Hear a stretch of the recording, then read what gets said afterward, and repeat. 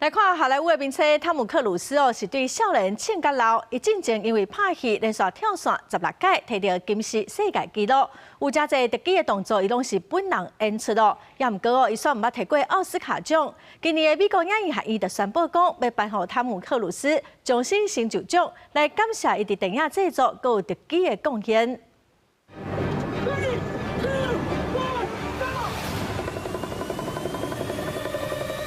62岁汤姆克鲁斯拍高难度动作的场面，到当游玩家己来，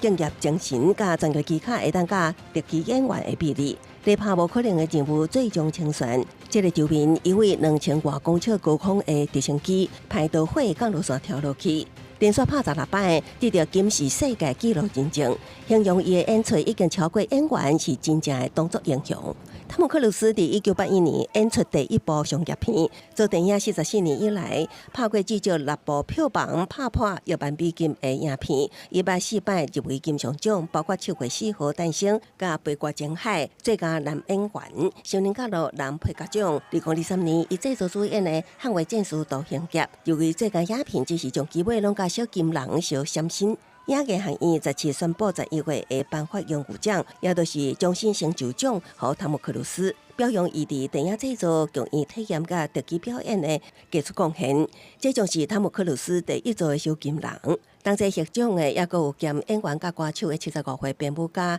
戴比·艾伦。 参加几啊位大导演合作过的制作设计师温恩·塔马斯，伊的作品有史派克里的《为所应为》，